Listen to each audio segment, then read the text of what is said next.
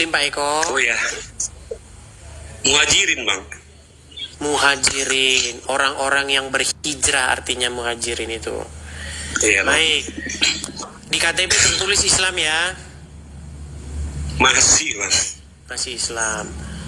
Oke, berarti Anda percaya dengan agama Islam, betul? Percaya dengan Al-Quran, betul? Ya tidak lah.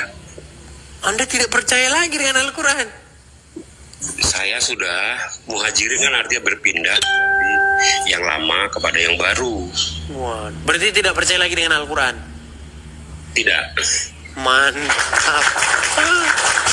Benar saya bilang, jika Anda sungguh-sungguh mempelajari Al-Quran, maka Anda akan melemparnya ke tong sampah. Apakah Anda ingin membantah statement saya itu? Tidak. Tidak.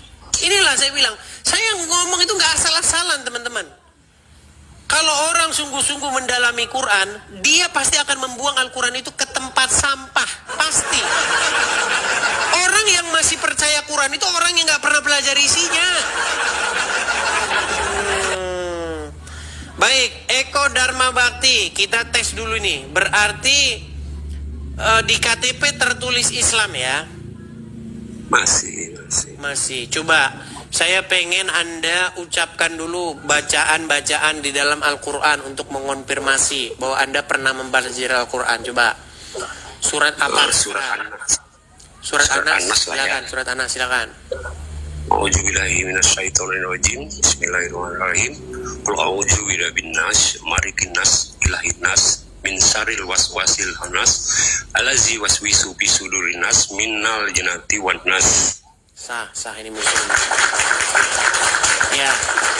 Kenapa Anda akhirnya tidak percaya lagi dengan Al-Quran, Pak Eko?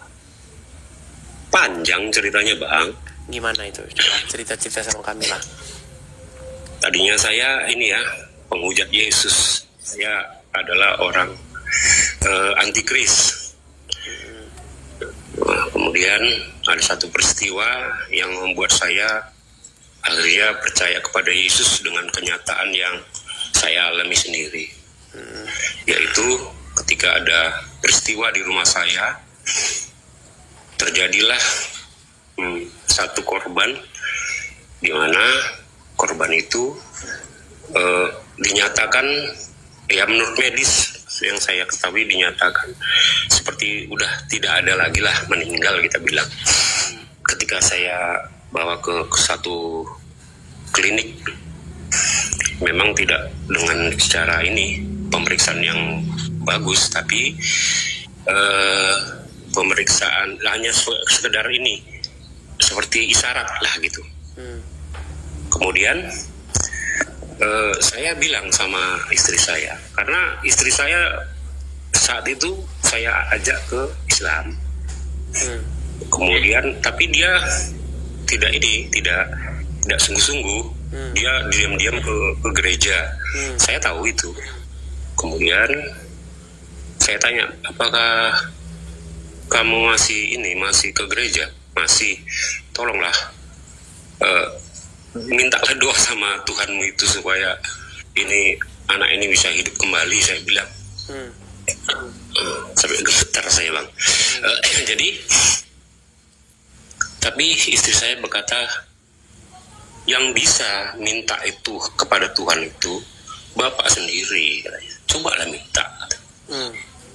Kemudian saya coba, bagaimana ajari saya? Tidak, ngomong aja seperti sama Bapak sendiri, katanya. Saya minta Tuhan Yesus, saya bilang.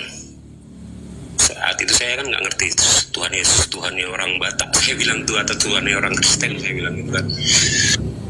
Tolonglah saya, saat ini saya dalam keadaan seperti ini. Bisakah kau kembali? Kalau kau bisa menghidupkan kembali, aku akan menjadi muridmu. Saya bilang begitu.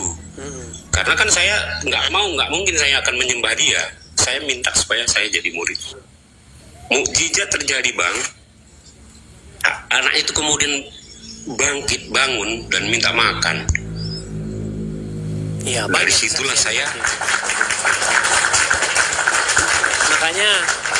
Makanya Yesus itu memang mujizatnya itu nyata begitu.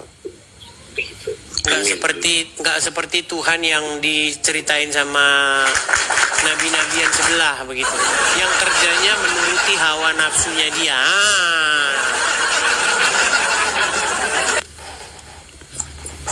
Itulah akhirnya yang membuat Pak Eko tidak percaya lagi Al-Quran, berhenti percaya Quran ya. Ya begitulah Bang. Iya. Ya, kita selalu mendengar ya cerita-cerita orang-orang yang meninggalkan agama Islam ya, teman-teman. Seperti itu. Ya, kiranya itu menjadi penguat ya, menjadi pemberita kepada orang-orang lain supaya kalian itu sadar begitu ya. Seperti itu. Oke, begitu Pak Eko. Terima kasih Bang ya. Salam. Sama-sama Pak Eko. Oke, makasih Pak Eko ya. Saya turunkan Pak Eko ya.